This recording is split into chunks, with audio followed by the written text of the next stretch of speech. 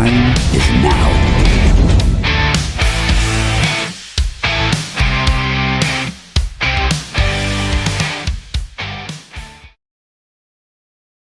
Hey, hey, hey.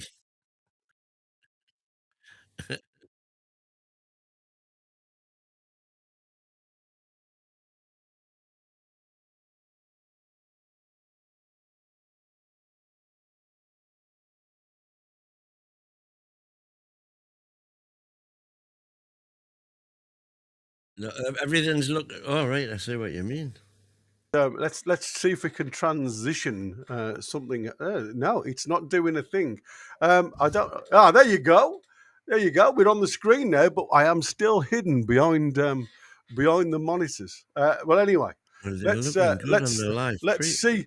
see what we can do for the rest of the. I'm looking at myself on the screen here, and all I can see is my lips above the There we monitor. go. We're back. There you go. I'm back. On Hey. YouTube, we are back. We are back indeed. Good evening, everybody. Welcome to NUFC Talk TV. I'm glad you can see both. Chaos as usual. Exactly.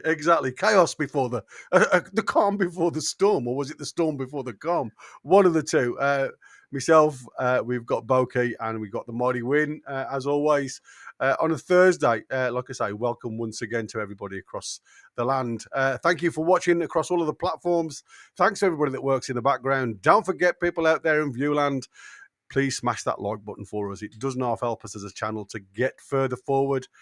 To other NUFC supporters, subscribe. It's totally free. Hit that bell for future content. You get that 30-minute warning to say that we're going live. It's never edited. What you hear is what you get. If you want to support us, you can become a member. It's a small fee. You can afford so. That'll help us again, just to keep creating the content. If you've got a question for anybody in the panel, then please put a Q in front of that question. That'll just help us highlight it in the chat. But apologies, like I say, we can't get to everybody's chat. There's so many going on now in the background. But if you do want that mention, please throw us a Talk TV super chat. Use the $, and that'll guarantee your chat is mentioned. All new members and anybody that gives memberships out there will be thanked and highlighted as we go. So, gentlemen, how are we? We have got the Craig Hope Confidential to have a chat about. Some news was coming our way from the Confidential. Some of it, I suppose, you could say that it's been we've known a little bit about it. But he is confirming a little bit of stuff that more or less crossing the T's and dotting the I's is Craig. But you've got a little snippet regarding Brighton. I've got a kind of expert. I'd forgotten a few when I've been researching. Queenie. My goodness me, Queenie. Straight in. Thank you, Queenie. Thank you very much. That has 5 memberships, and they have gone to. There you go. The Mackenzie family, Toon Bird, FC83, Darren, Cara Murphy. Welcome on board, one and all. Like I say, thanks to Queenie for dishing out all of those members. That's beautiful. And if anybody that's just become a member and been gifted that membership, if you wouldn't mind, continue your membership going forward. And if you haven't already, subscribe.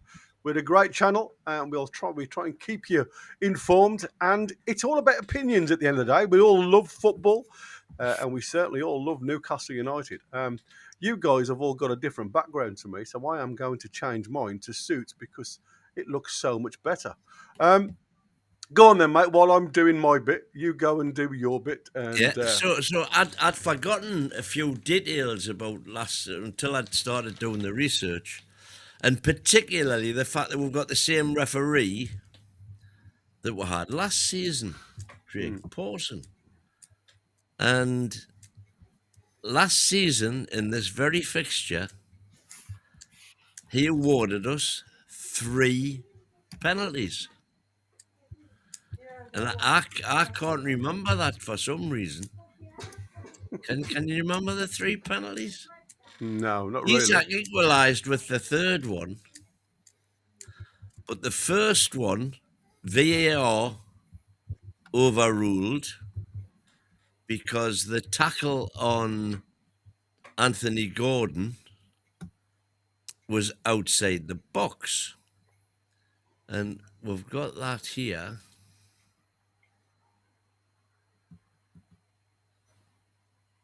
So he's received the ball on the left, comes in. Gordon. Oh, yeah, I remember it now. And he goes down. Yeah, and it was just outside the box, wasn't it? And when they came to look at it, he was outside the box. So that penalty wasn't awarded. He then blew the whistle again. And this is the ball's coming into the box. I'm not sure whether it is. And it's Willock definitely comes in. 100%. He has that touch away. And it's And he gives a penalty again, but goes to VAR. And as was proven there in that very clip, Van Hecker gets nowhere near Willock. Willock dives effectively, to be fair. Yeah. So quite rightly, the penalties were not given, but the third one was given, and again it's kind of an iffy one, you could say. It's a free kick that we've got. Craig Pawson, I think, has given a handball decision here. this might be third time lucky. And it does definitely hit the hand of the player in the wall. But anyway, that goes to VAR, and it's confirmed, and Isaac gets the equaliser with the penalty. So on that basis, Craig Pawson is going to do us a lot of good, because it's the same Craig Pawson who sent Concert off for Aston Villa at St James's when we beat Aston Villa. So I said, this Mr. Pawson, I quite like him officiating, until you realise that it's the same Craig Pawson that sent Fabian Schär off for brushing foreheads in the Southampton match with Broughton. What's the double-barreled name of it again? Southampton. Something Diaz, wasn't it? Broughton Diaz. Bretton Diaz. Bretton Diaz, when he went down like he'd had a right hook from literally a hard stare. So that's that same Craig Pawson as well. And fortunately, we went on with 10 men to beat Southampton that day in their relegation record, nearly relegation season. But, all I can say is we'll look forward to a fair afternoon. He's certainly not a referee who's got a history of giving us bad decisions. And let's be fair, we have had a plethora of referees who haven't given us the lickings of a dog in the last few seasons on numerous occasions. And I don't care. Everybody says that they have this impression that their own side gets bad decisions and the opposition always get the good decisions. But I think there are innumerable occasions where there's the odd occasion where we've had the benefit. I agree, but it's outweighed massively by the bad decisions we've had against us. But when the boss is saying there, did you not say Shaw deserved to be sent off in that game? If you look at the chat. Well, you cannot. You can't you can't do that. You should have known better. But it's still a soft sending off, let's be honest. Especially if you go to. But the point is, what I'm saying is, if you go to VAR, he's got to send them off, because he initiates the head forward movement and he does make contact. So by the letter of the law. So in that respect, I'm not even saying Pawson did anything wrong, I suppose, even though I think the decision was crazy. I mean, if I'm honest with you, whenever you give the opportunity for the referee to make a decision, and I think that is the situation that you're in, and we say this all the time, don't we? When players go to ground easily, especially in the penalty area, you see them get roughed up in and around the middle of the playing field, and they stay on the feet for 95% of the time. But when it's in the penalty area, when it's in that 18-yard box, it seems as though a featherweight would knock some of these guys down at the simplest blow. And that's the annoying point, because for me, if the referee's to see something, if you make that motion, as Diaz did with his thing afterwards, he made a lot more of a meal of it than he did. And we questioned, and I think it was Tim who said that he didn't want to see players going down as easy. He wanted to see players standing up. He doesn't want. I think it was that. Sorry, it was Andy Bell that said it. When we looked at the one lad in our squad that didn't go to ground, and he got absolutely nothing, right? Which was Voltemada, when he got the pull on the shirt from Saliba. And obviously there was then the coming together afterwards. And two of them, if I'm honest with you, deserved more than what was given. So what I'm saying to you is, if the referees are going to go against the player for play acting, then give players on the wrong end of, as you quite rightly said, a coming together of heads, but not a headbutt. And there's a difference. There was no neck movement. There was no force within that neck movement. And if I'm honest with you, if Diaz's head didn't come, but hold on, if Diaz's head didn't come in as well, then there wouldn't have been the connection. If I was to put my head into somebody's face and they moved away, is there a coming together? No, there isn't. So this is what I'm saying. And this is where I think the referee, yes, he was given an option, but you've got to start saying to yourself, are you given an option that is factual? And he didn't, because there was no fact there. And for me, that is where referees need VAR to go to the screen and have a good look at it from every single angle. And if there's no evidence to prove that there's force beyond a coming together of heads, then the yellow card, and I'd say the yellow card, should have been given to both players. One for, the aggressive behaviour, if you're going to class it as that, of Shaw, and the feigning injury of Diaz, because that is what he's trying to do. He is initiating, and we've seen it with multiple English players in the past. It's simulation of injury, and we've seen it in the past. We've seen the wink from Ronaldo, if you remember, where he got players sent off, and it's happened. And you get the honest players like Voltemada, who then comes out in an interview and says, well, maybe I need to go down to get a result. Gary, I think this proves mine and Wynn's point. We've both made the point that VAR needs to change, and there needs to be a challenge from the bench can make a challenge. Yeah, it's a good point. In the Voltemada case, a challenge on that, there was no argument that was a penalty. No argument whatsoever. And I don't think a coach, but some coaches would, but I don't think many coaches would challenge the Shaw incident where the clash of heads. I think they would say that's an in-game incident sort of thing.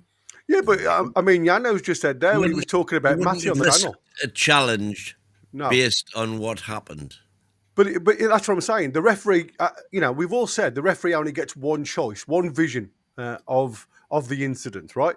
And that's where I often say, you have to make a decision on that.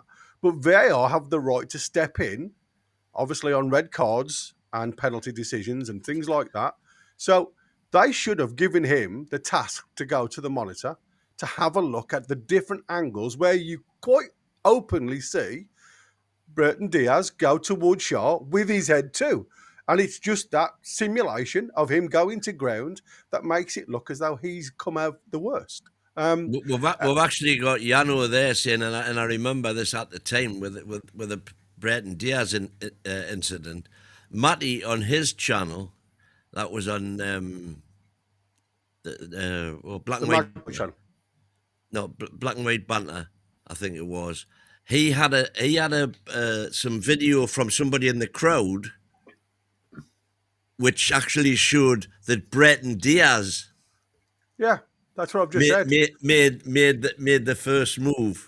Yeah, But of course, that wasn't that was crowd footage. That wasn't. But even on the angles, even on the available. angles of the cameras that they showed you, the reviews of it, you could see that, like I said, if I was to put my face into you, and like I say, it was the Magpie channel.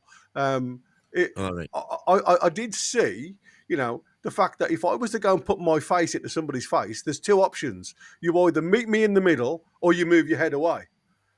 So like I said, it's the initiation was from Shaw, but there's got to be a 50-50 initiation for them to clash heads, because there's no neck movement. If I do a Glasgow kiss, then it's totally different.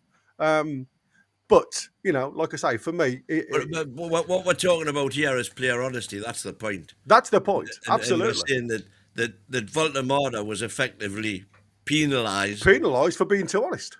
For being too honest. That's right. Absolutely. And that's what I said. Now, all I would say about the challenge system is I was watching a match last night. I was watching Colombia-Argentina last night in the under-20s World Cup qualifiers. And in that tournament, they've introduced the challenge system. So there was an Argentinian defender who clearly took out a Colombian player with a high, dangerous tackle right into his ankle, right, which was challenged for a red card. And they looked at the incident and the referee went, that's the way it works. The referee then goes and has a look. And he looked at the incident again and still said it wasn't a red card. And honest to God, if that isn't a red card, then I don't know what is a red card now. I don't know what is a dangerous challenge. But I think that's the problem, you see, and I think it's the interpretation of being in control or out of control and intent. I mean, who knows?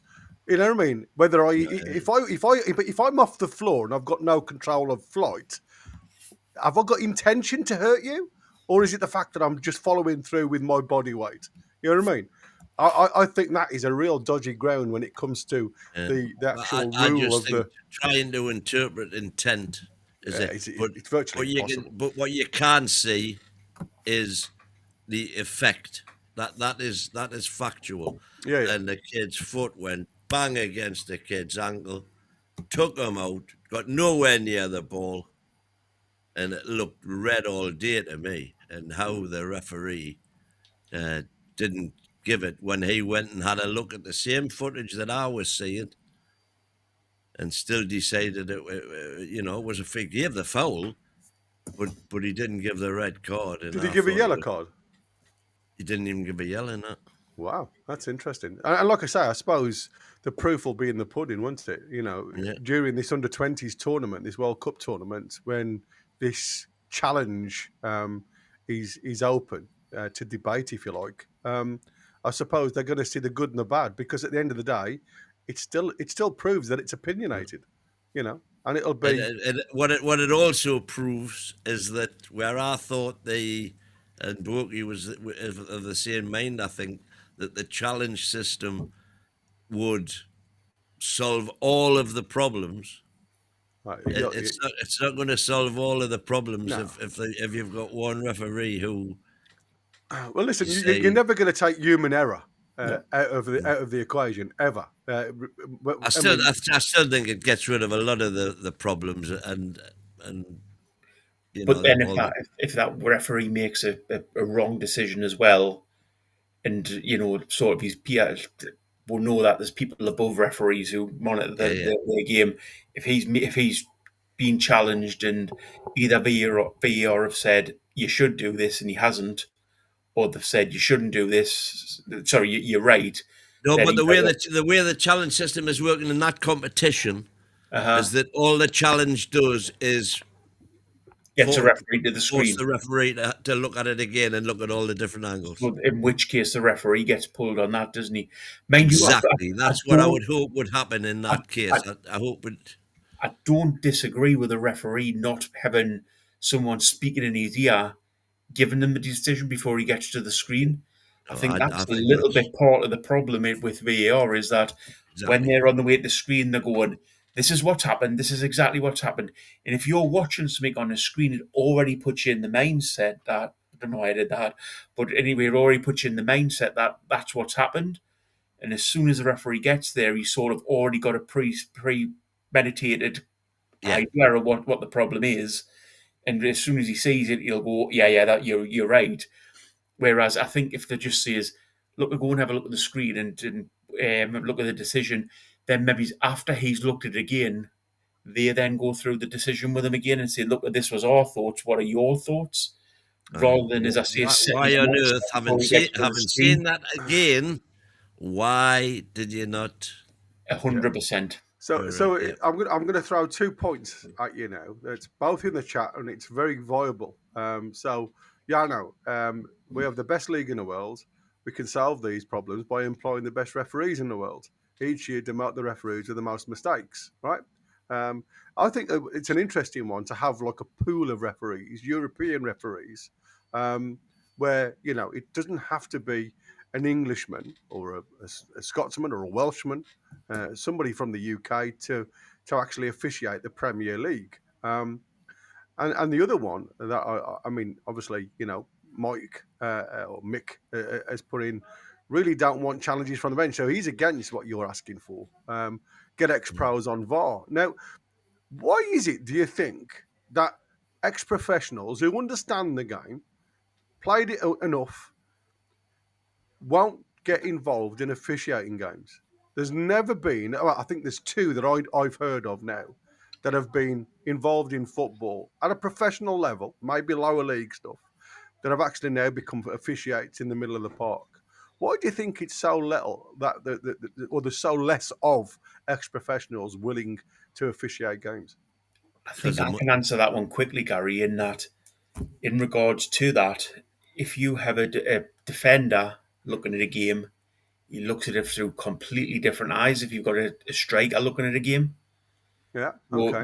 Well, if you bring in professionals, and don't get us wrong, they understand the game a lot more than referees in regards to how it's played. But if especially like if you watch the likes of commentary on Match of the Day or Sky Sports or anything like that, you'll see a defender has a completely different point of view to the striker in regards to a decision.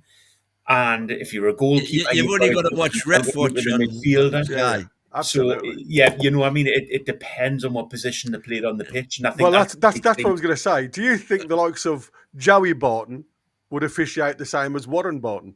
Exactly. Yeah, he wouldn't, would he? But you know what I mean? Here's what I cannot understand: referees are pensioned off at 45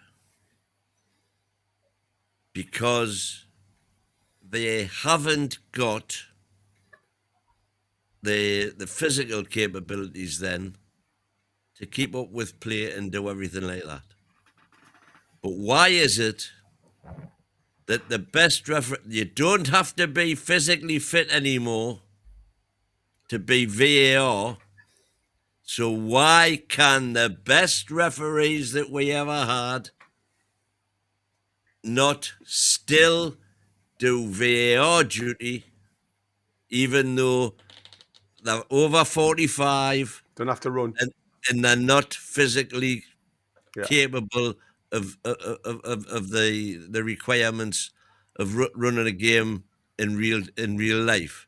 There's still nothing to prevent them putting all of their years of knowledge into making correct VAR decisions. Yeah, that's a good call. You're keeping professional footballers out of it, but and you've got to be one of the best referees. And this again comes down to what I've always wanted, which is, as far as VAR is concerned, whoever is the person that makes the final. So if the referee says, for example, no, I'm going to stick with my decision, and the VAR person says, well, on this occasion, I'm going to overrule you, that person then has to face the cameras and explain his actions, and then the whole episode is judged by a panel of super experts, you know, who say, well, you said this, you said that, I don't know.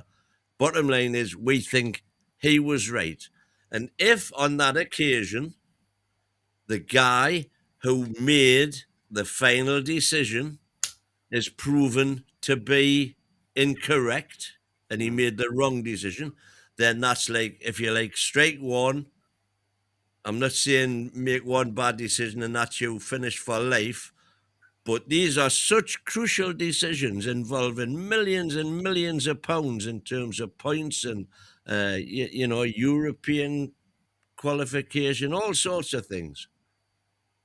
If you're not up to the job, sorry, Bonnie lad, you've had your chance, out you go. I think in this country in the last 20, 30 years, the best referee we've had has been Mark Clattenburg. Yeah, one of. And well, one of them, but high never up. got to see him, obviously, but No, but high up. And yeah, look at where his career went. He went abroad. Now he's bloody doing gladiators. He would be great as doing VAR. exactly. Yeah. And you know, and he doesn't, as you say, when he doesn't have the doesn't have to have the physical attributes, but he's got the brain. You can go back even further than that. I mean, one of the big critics now of PGMOL is Keith Hackett, who was one of our top referees, top referees. And he fell out with the hierarchy because he wanted to bring in technology at the time when the hierarchy didn't want to bring in technology. And so he now is regularly in the press criticizing decisions that have been made. He does his own like personal ref watch, and you know, goes on critical decisions and analyzes them in depth. Really good if ever you see any of his stuff. But him, you know, okay, he's whatever 60 now maybe, but there's no reason at all why he shouldn't be on VAR. He doesn't have to run the lay, you know, keep up with play. Yeah. Well, Keith Hackett has been on the side of Newcastle for most of the, nearly all of the recent decisions. All of the decisions where we feel we've been badly done to. This is, you know, you can argue this is why I'm championing his cause. But no, to me, he's just been talking common sense. Yeah. And you look at football, you're losing all of that knowledge and expertise. You want the best people in football, and sorry, I cannot. I've been trying to think, rattle my brain to try to think of his name. It begins with a C. The bold referee who was massive the Italian. The Italian. Yeah. Pierluigi. 100%. He was the best referee that the world's probably ever seen. But yeah, exactly. As you say, when he was just lost out the game once he had to retire. Yeah. Whereas something like VAR for someone like him would be ideal. Absolutely, it would be an absolute. There would be a no-brainer for him. What was his name again? Pierluigi I was going to say Colaccini, but it's not. I'm trying to say Colaccini, but it's not. I can't think. It wasn't No, I can't remember. Oh, in the chat, somebody will know in the chat. But he was the. I personally think he's the best referee I've ever seen in my lifetime. Kalina. Kalina. He was the best referee I've seen in my lifetime. Oh, Niall Powell's just come in with it. Yeah, thank you. Yet when he hit the age of being above age, you lose him completely from the game. Yeah, whereas someone like him in VAR would be absolutely fantastic. Well, you need his personality on the field of play with some of these players. You do. Because nobody stood up to him. Nobody. No. I mean, he faced some, Baresi and all them, really hard players, and he stood nose to nose with a lot of these guys and put them in the place. And I think that's the type of personality you want officiating games, because you wouldn't get none of this crap that you get today. Do you know what, Gary, as well? Who he was, the only downside to that is, for me, a good referee, you don't notice. That's true. I was going to say that but with him, he was a good referee, but you knew who was in charge of the game. And you did notice him because he was such a presence on the pitch. Yeah. How many, took no nonsense. How many decisions can you say he got wrong? I can't remember. Not a lot. No, exactly. No, he was superb. He was. Rebecca saying he was the baldy one. He was. He was the baldy one with the eyes. With the eyes, indeed. Right then, let's get on to tonight's show. Then, I mean, we spent a multitude of time on stuff that we weren't really supposed to talk about. So Craig Hope's done his usual. About whatever comes up. Exactly. His confidential question and answers. Where obviously he's tried to get into the background, if you like, and get some information to pass on to those that are willing to pay for it. So here we go. What he said about Johan Wissa about the injured ACL or not, because obviously there's still a lot of people online, on social media, talking about ACL. And will he go to the African nations? So the first one is, it's not an injury to his anterior cruciate. It is the posterior cruciate ligament that is affected, which is the stability, if you like. It's the one that runs down from femur to tibia, rather than the angle, which is the ACL. So just to try and keep it simple. And that just stops movement backwards and forwards. So it keeps the stability within the leg. It keeps it aligned. So that's what he's saying. And he says the injuries go from a few weeks up to 9 months, regarding on the type of tear you've got, 1, 2, or 3. And the way it sounds to me, he's got a 2. We've been through this, and there's no surgery required according to where we're at. Now, I just want to step back because we had the same discussion about Botman, didn't we? And then it needed a surgical procedure because nobody listened to the professionals. They listened to the player. So are we in a similar situation, do you think, now? Or are we listening to the professionals? Are we listening to the player or the professionals? Your guess is as good as mine. Exactly. That's the bottom line. But according to Craig Hope, he has talked to people, and they're waiting for the swelling going down. That's exactly right. And that's what I'm saying. It sounds to me as though we've gone back to the Botman era because they were waiting for the swelling to go down. And again, they listened to the player. The player felt comfortable to run on it, even though it was giving him a little bit of pain in the background. It wasn't enough for them to say that it needed a procedure, even though when he went to see 3 specialists, the 1 out of the 3 said surgical requirement. But it was Botman who said, no, I don't need it, because he went with the other 2. So I'm hoping, whoever this person is that they've had, looking at Wissa, like I say, and I think that's the worrying sign for me, after the swelling goes down. So it's still inflamed, which means as though he has been struggling somewhat. So what it goes on to say is we reported this month that the trip to West Ham, November the 2nd, was the soft target for the striker. I have since been told that the game at Brentford the following weekend, which is Wissa's former club, could be more likely for his long-awaited debut. The 29-year-old is running on grass and he has taken injections. He could even be played by now. However, that is fraught with risk. And as one source said, he has signed for 4 years, not a few months. So again, I think that is the wise thing. I mean, it's great to read that the lad's running on grass. But is it the fact that you're taking these cortisone injections to take away the inflammatory response? So you're masking a problem, in my eyes, rather than dealing with the problem. And I look at that, and there's 2 points of that that little question, if you like, to me is, are we still risking a Botman situation when he comes back in November?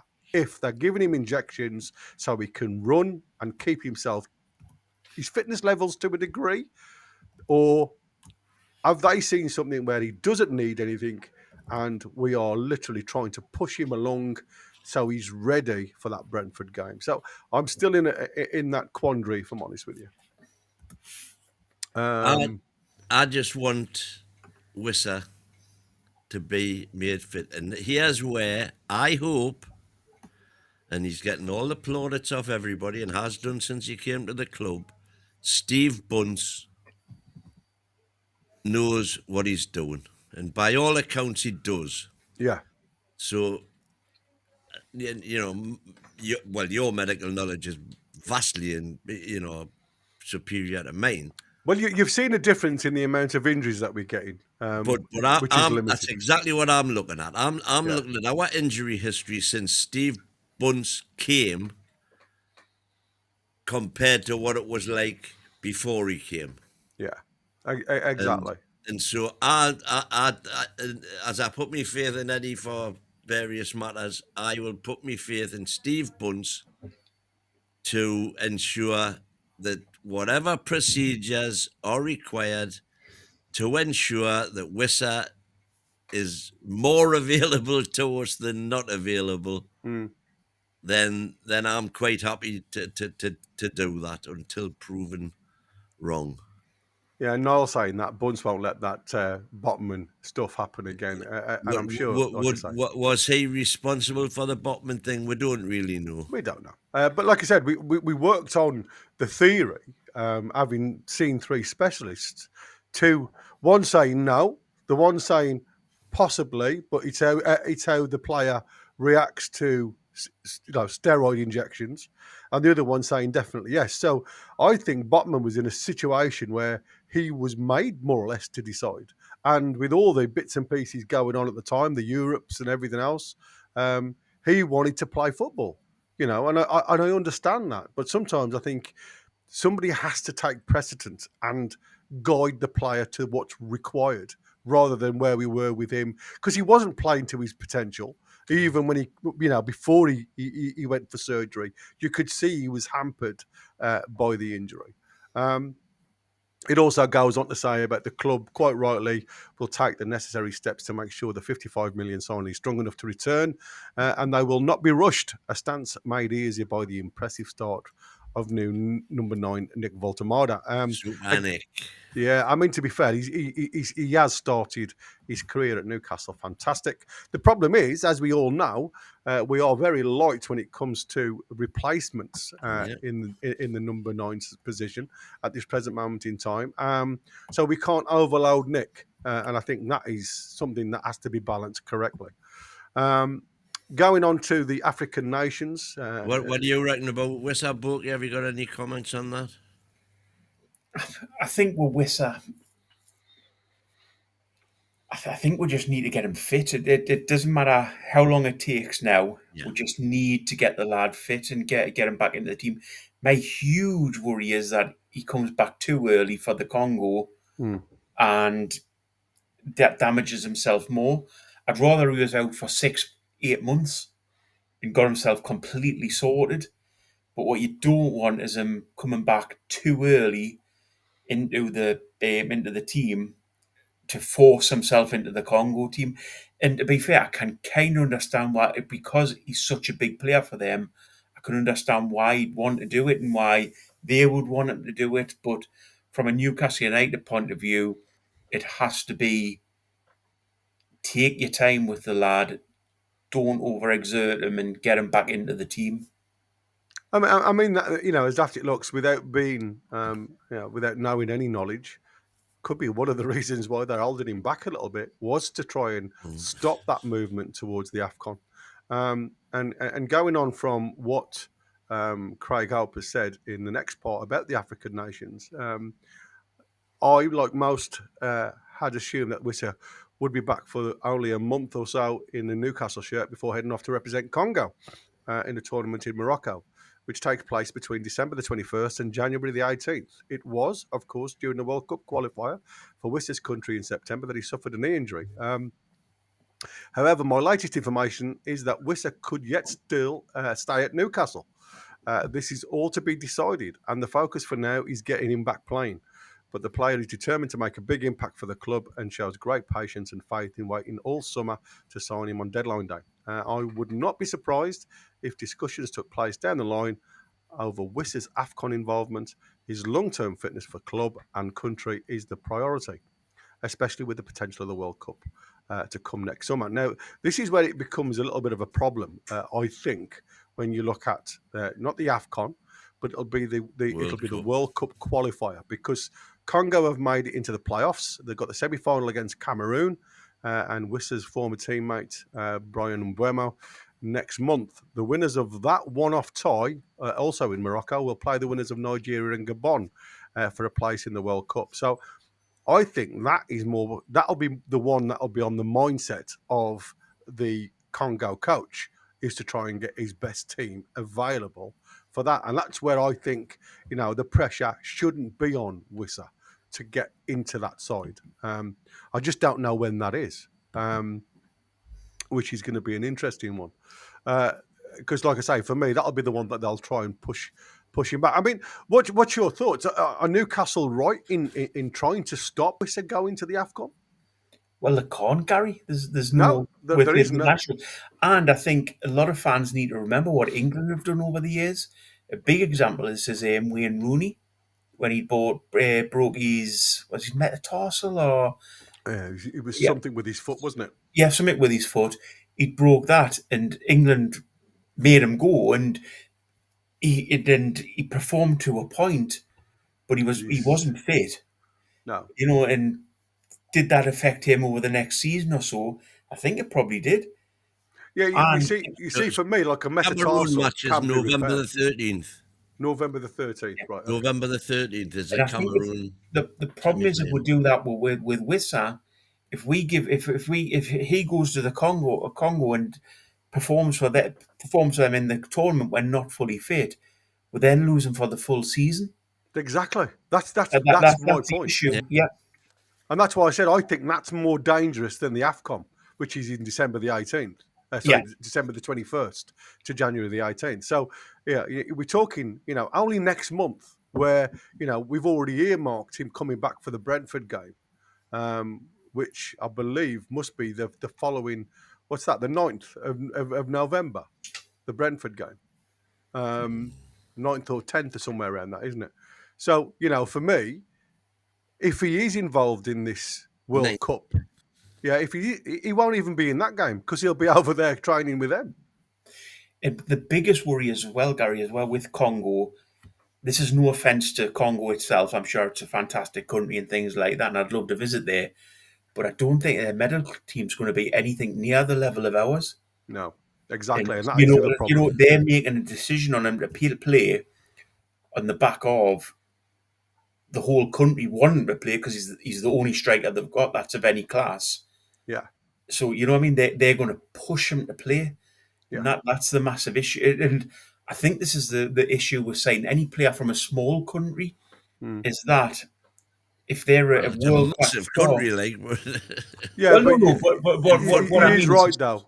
A small footballing country. Yeah. In regards to if they sign for you, they're going to be a massive player for their country, and they're going to want to play every time they're available. I mean, I think the one kind of silver lining, if you like, is that Cameroon will be overwhelming favourites to beat them in the semi-final, as will Nigeria to beat Guinea. And Nigeria will be overwhelming favourites. Well, maybe not over Cameroon, but even if they get to the final decider, Nigeria, surely you would expect. But isn't that the problem, Win? To go through. For me, that's the problem, you see, because if you're a coach of a smaller country, as in footballing nation, as we say, when you look at it from that point, you're wanting your best players to represent that country against the bigger African sides that have already shown in the past that they are open to take on majority of the European contenders. It's not long back since we lost to Nigeria. I think So- another thing to ask Gary is as well. The population of the Congo, by the way, is 109 million, What I was going to say Crazy. was which is bigger than Nigeria even. who's the second best player for the Congo? I don't even know. I haven't got a clue. That's exactly the point, isn't it? That I wouldn't have a clue. Win wouldn't I have. know they've got a Macam playing for them. I can't remember what his name who it is. Yeah, exactly. But all I'm saying is, at the end of the day, the force will be, and this is what Boki was saying before about the medical staff. It's not about what quality they bring to the player. That'll be guided by the people above them that pay their wages, make him fit, type of situation, get him ready, by hook or by crook. And that's why I think Newcastle have to be very, very cute. And that could be the potential reasons why there's a delay in getting him back to the Newcastle side, is to try and keep him completely out of the viewing point of any of the Congo representatives. I mean, the only reason he plays for the Congo is because of parentage and lineage, because he was actually born in France, as are many of the sub-Saharan... Do you not think that AFCON has to be looked into as well in regards to, you've got the Euros over here? Could you imagine if we started the AFCON countries? But no. If they had a tournament over there, and a load of the European players managed to get parentage over there, and all the European players went over there, I think the AFCON maybe needs to just be like every other tournament, every 4 years. Yeah, well, that's something I've never understood, why they alone were allowed to have this 2-year tournament. And if we can somehow manage it, I understand the heat issues and things, but if we can somehow manage it around the same time as the Euros, then sort of you don't have these issues anymore. But it just seems to be a bit of a daft way to go on with this whole tournament. As I say, especially being every 2 years. Well, that's it. I mean, it makes it. The Macams, God bless them, they're going to be in big trouble because they've got 7 players potentially going to AFCON. Yeah, I mean, everybody in the chat's talking about Mbemba, who used to play for us. I mean, like I say, it's okay. It's okay saying that, but where they go to afterwards and who they play for, I don't watch African nations football. Chancellor Mbemba, huh? Absolutely, the Chancellor. The Chancellor indeed. So, like I say, I wouldn't have a Scooby-Doo, mate. If he's wearing a black and white shirt, I'll watch him. If he's wearing any other colour, not a chance in hell. Let's go on to Ross Wilson then, because the next point of call is, as he settled into his new role, and from what Craig Hope has heard, there's no reports on sporting director introducing himself to the players, declaring himself elite, which obviously Paul Mitchell did, his and predecessor that rubbed up the players the wrong way, according to the reports. Wilson is said to have taken a more humble and collegiate approach. Collegiate approach to spend time with Steve Harper at the academy and Grace Williams, the director of the women's football. He's also watched first team training and continued his daily contact with Eddie Howe, which predated his arrival this week. For now, the former Nottingham Forest sporting director is absorbing as much information and getting to know as many players as possible. He does not need to make an immediate impact by the way of action, which is what's reported here. That will come down the line. So it looks and sounds very much like they're easing him in. And obviously, I think the most important thing is what the next sentence is with regards of contracts of players such as Sven Botman and Sandro Tonali. And surely that should be. That's what I'm saying. That doesn't need to be coming down the lane for me. That needs to be right here, right now. Yeah. Objective number 1. Get Gary, them as soon as you said that, I make notes as we're doing the show, just so I know what I'm speaking about. First thing I wrote down there was contracts with an exclamation mark. Yeah, exactly. But again, you see, that will come down the line. These are the type of lines that worry me a little bit. It Well, can't come with the that's likes what of I'm Toon saying. Army. It That can't should be come down going the bush line. straight in his face. That's Yeah. it. It should be, welcome to the club, mate. Get that Italian kid. Yeah, to get that's here's your sorted. job. Yeah, Yeah. exactly. While you're doing it, you seen this Mr. Amiobi? Never mind talking to Harper and the women. Go and talk to Mr. Amiobi. Yeah, exactly. Yes. It's Or really weird. give him a bloody good talking to. My answer with Amiobi would be, just say it. You've been great. Thanks, mate. Ta-ra. Yes, thanks, mate. Yeah, thanks for your service. And Here's didn't let the door slap a you on Newcastle mug. Yep. Didn't let the door slap you on the backside on the way out. Yeah, exactly. The next question, and again, this is going to split opinions, I suppose. Could Elliot Anderson end up back at Newcastle? And again, I'm not going to dwell in this because, like I say, it's very opinionated. While there is no suggestion of any moves being made, the admiration for Eddie Howe and Wilson have for Anderson and vice versa means that it's certain to feature on a long list of targets heading into next summer or beyond. For now, though, Anderson is happy and thriving at the City Ground, as evidence has emerged with England. I was at, this is obviously Craig saying he was at Latvia in England this week, and every time I see Anderson play, he brings home just as special talent Newcastle had let go because of the PSR deficit in 24. I mean, to be fair, like I say, I think that splits opinions because there's a lot of people in the chat now that will say, you know, he's a 25 million rated kid that's overrated playing for England. And like myself, I thought he was a shining light that just wasn't given the opportunity to play at Newcastle. And I think you would have seen a different player if he was given that time in a Newcastle shirt. You guys agree or disagree? I thought it then, and I think it now. You know, but all I would say is he would not have developed the way he has at Newcastle, because I still think, would I put him in our current lineup? Yeah. Nope. I know what you're saying. Can I make a quick point before this? You can indeed. In regards to Craig Hope, I'm a bit worried about how lack of, not negativity, but that's not the word I mean, but sort of criticism he's got. It probably is the word you mean. Yeah. You would like No, to not negativity. No, I don't. I mean criticism that he's got of the club. If you remember under Bruce, he was just constantly yabba, yabba, yabba. Nothing at all was right. That's but under right. Eddie Howe, he just seems to be sort of... Nothing's wrong. Well, he seems to be in Wynn's world. Sort of, you know... Exactly. It's all little fairies jumping around and we've got flowers around, Bruce, you know. And that's Steve, Bruce and Ashley. Everything was all to pot.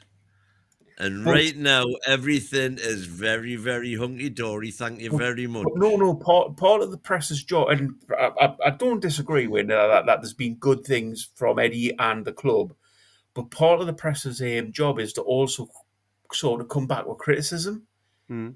And you never ever hear Craig Hope now really raise, even if he does, he's always like, I would never get rid of Eddie, but this is the sort of what I want to say.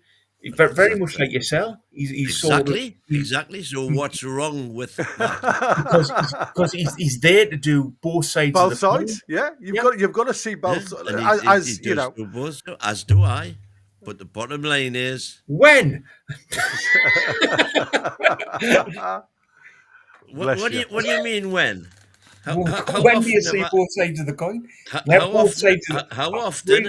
Hang on. How often have I criticised Eddie's in-game management, Eddie's team selections, Eddie's substitutions?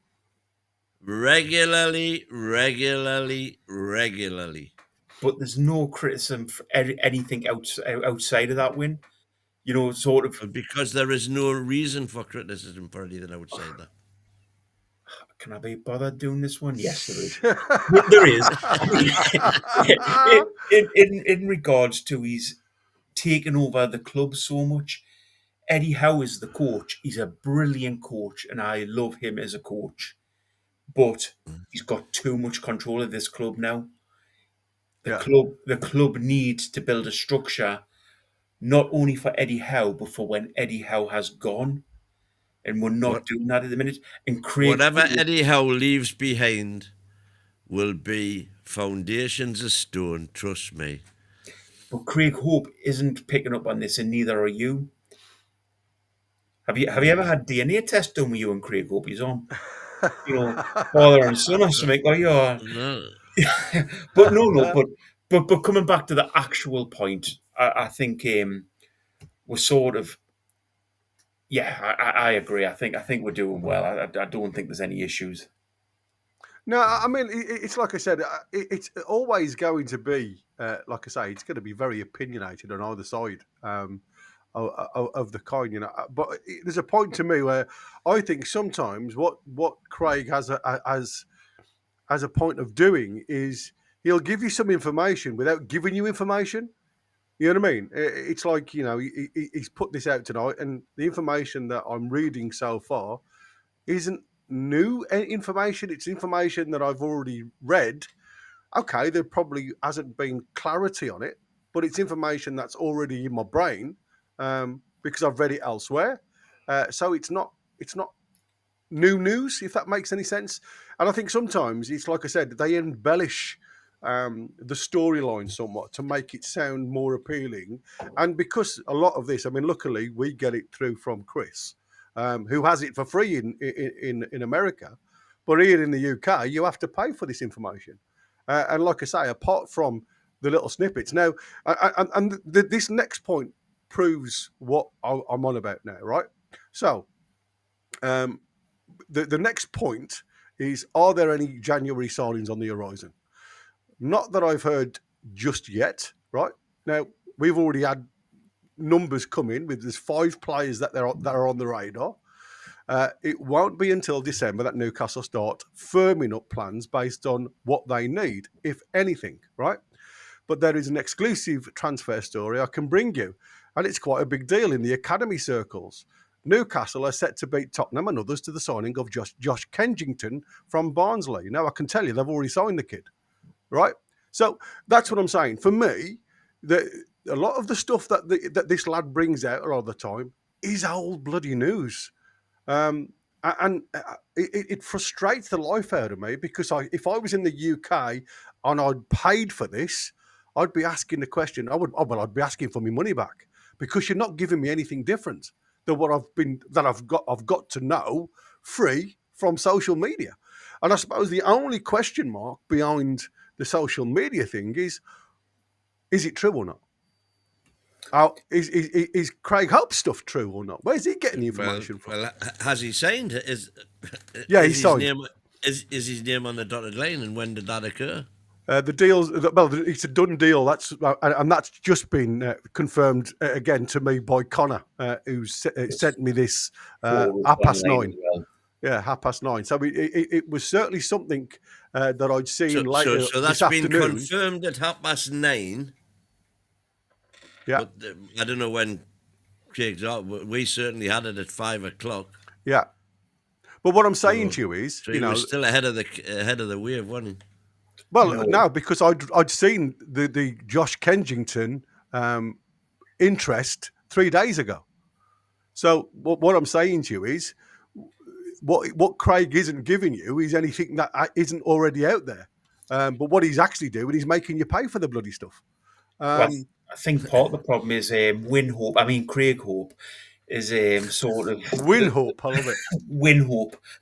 I think he has to put, as I've said this a few times on channel, they have to put stories out there, and that's his job, and he gets paid for it, so he has to have stories to go out.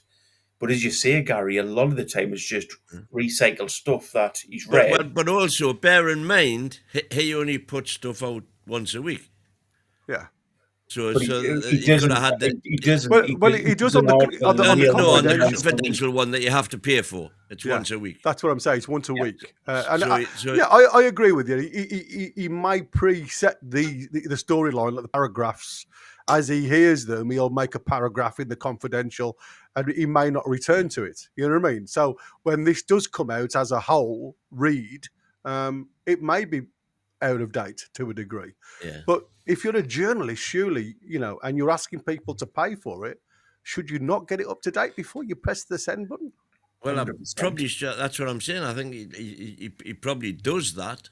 But if, like I say, when was the signing made? You were saying done deal, and he's obviously known it's a done deal as well by exactly what he says in the article. Is it on the NUFC website yet? He hasn't haven't seen stated. He hasn't stated that it is a done deal yet, or at the time that article was published. No. The problem is he does all these articles and he does so many. And don't get us wrong, it's not just him; it's all journalists. And again, I'll go back to the young YouTubers who do exactly the same thing. They put these headlines out there, and it's all clickbait, and it's all sort of this is what's happening, this is what's happening. And a lot of the time, it's not. I think sometimes it needs a little bit of stop, listen, and find out what's actually happening. And when there's nobody there to challenge you. So, I mean, for example, this channel, if I was on by myself, I would be all, oh, this is a nightmare, we need to get rid of Eddie. If Win was on by himself, it would be all sort of, Eddie's fantastic, there's fairies jumping through the field, let's all go and kiss the grass. But because there's sort of, we challenge each other on here, it's so, yeah, exactly. We challenge each other on here, it gives sort of different perspectives. But if you stay by yourself, it's only your perspective, which comes. Of course, and that's why. But the difference between not just Craig Hope, but all bona fide accredited journalists, is that they don't get to where they are without having the good old sources, and that's how it's that base, information base, that they spend years and years building up, that gets them into the positions that they find themselves in now. So it didn't happen overnight. Somebody didn't just suddenly turn around and say, Craig Hope, you're going to be Newcastle United report. I don't actually know what his background is, but I'm pretty sure he's been in journalism for a while, most likely in the Northeast, and probably started in non-league and worked his way up. And I don't know. I'm just purely surmising that. When he started with the Chronicle. I was going to say, I was just going to say that. There you go. So, and who is whether you like it or not, who is the best informed organ in the north of England as regards Newcastle United? It's the Chronicle. They've always had that ear. Because that's if the club want anything put out, that before all of the social media explosion, that was the one place that the club knew if they want to get news out, where do we put it? Ronnie Gill, get the latest. So whoever, this is how John Gibson is so well known. Can I just go back to a point that Balky brought up earlier, because Jano has put down an interesting point here. The EH illness show how fragile our situation is. We need a structure that can survive when EH leaves the club. I don't want him to leave, but if he does, I don't want it to have to restart the whole thing again. And that is a perfectly valid point to make. What I'm saying is that I do not believe for 1 second that the foundations that Eddie leaves behind, despite all of the super involvement which you seem to think he has right at the minute, I still think, as with Bournemouth, that what he leaves behind will be strong enough to continue and keep the job going forward. Any decent building has foundations, doesn't it? You've got to start from the bottom. And Mick has got another one. Any manager that comes in will bring his own staff, change the direction to some degree, which happens in every club. It's inevitable, but always for the worst. But Howe will be here for years unless the England come. And apparently that could come sooner than we expect. But yeah, according to the rumours. and I think the call could definitely come sooner rather than later. I mean, there was even, I couldn't believe it, there was even murmurs about Tuchel not lasting into next year. Into next year, exactly. That's what I'm saying. You look at the job he's done since he came. Yeah, but you're talking about the FA. The FA just want a yes man. Oh, the Tuchel's not a yes man, and he's going to rub people up the wrong way. And I mean, like I say, you've already seen the rumours and the ructions that supposedly happened between him and Bellingham. You know, who supposedly is one of our superstars for the future. May not even represent us at the World Cup yet. Can I just say on the carry on, mate? Yeah, of course. Eddie Howe thing, and him leaving. In any management job, I've got a management job at the minute, and if I was off for 3 months, very few people would notice because I've got a team in place that can manage for us and can sort things out. With Eddie Howe, the way the club's being set up now, if that guy's not there, we are knackered. In Wynn's words. Well, you're saying that because he's had full say over it.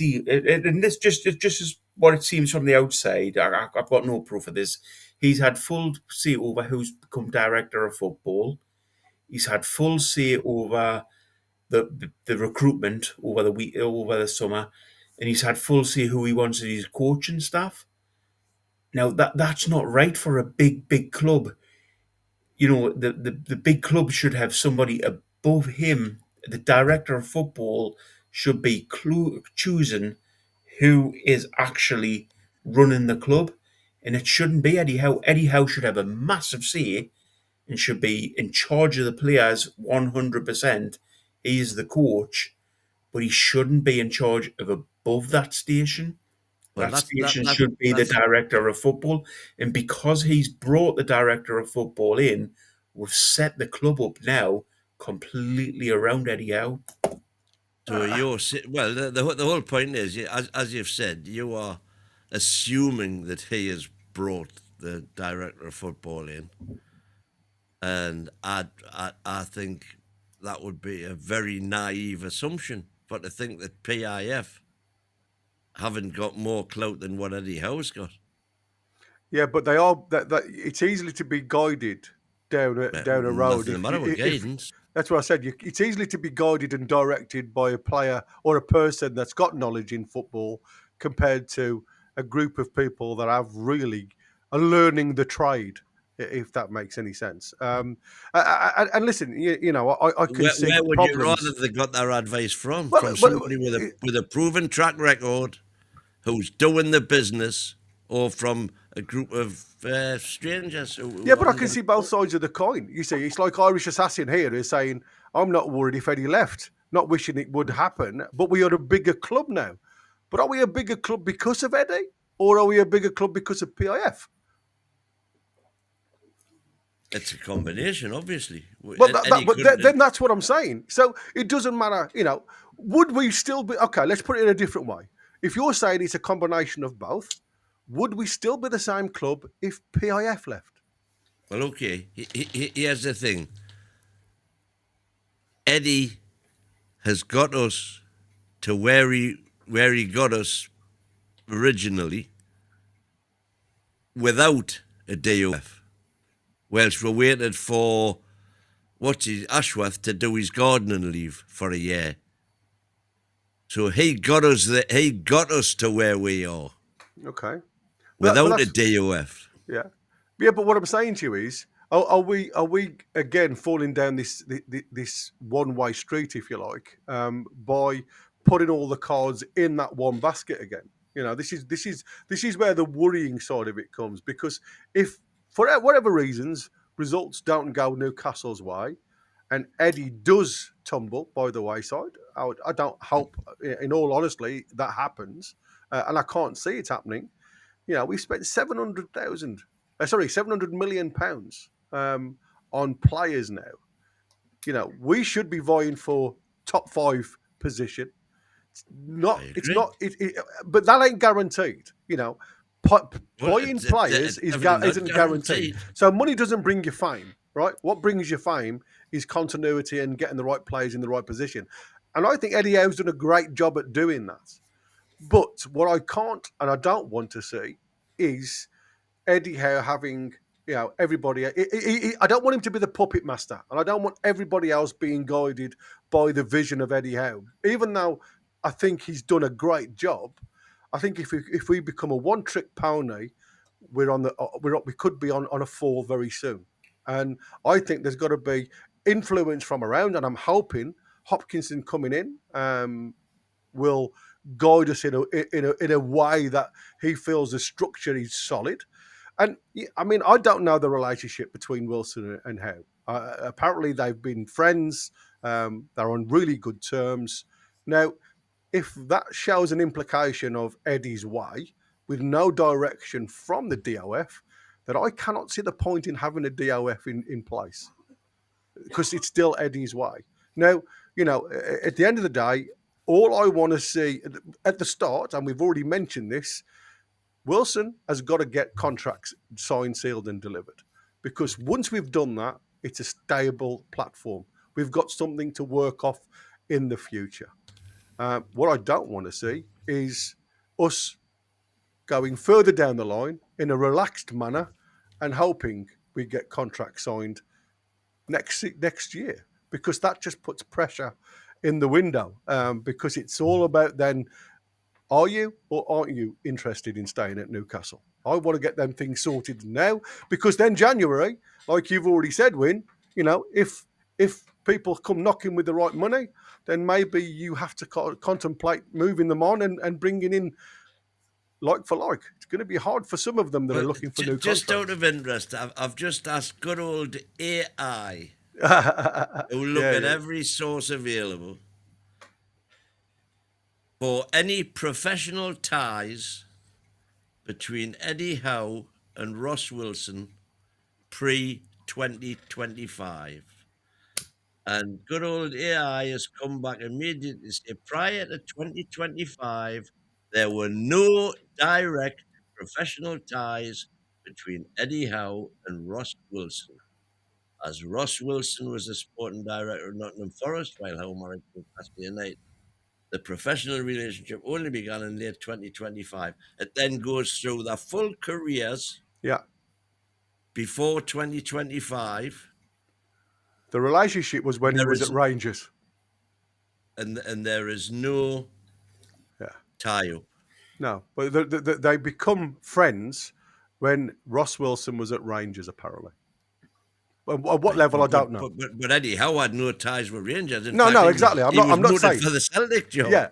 I'm not saying it was, but that's the report that I heard. They become friends because there was some discussions. Yeah, well, I keep on hearing all these reports about this friendship or whatever. But I've never seen evidence. And it was something to do with Brentford when he was at Bournemouth, because there was players that they were being linked to. So he was at Rangers, he was at Bournemouth, and then all of a sudden they become admirers of each other, type of thing. And I'm saying that in a professional relationship.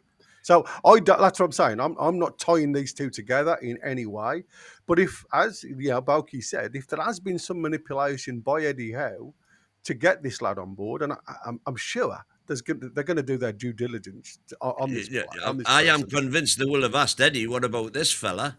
Yeah, absolutely. And Eddie could quite simply have looked at his record and said, whoa, that'll do for me, Doctor. Yeah. Especially his latest episode at Nottingham Forest. Can I ask Win, I'm going to answer the question here, but can I ask Win to AI how he's wrong in so many ways, because it'll give him a lot of reading to do when I answer the question. Probably about 3 weeks worth.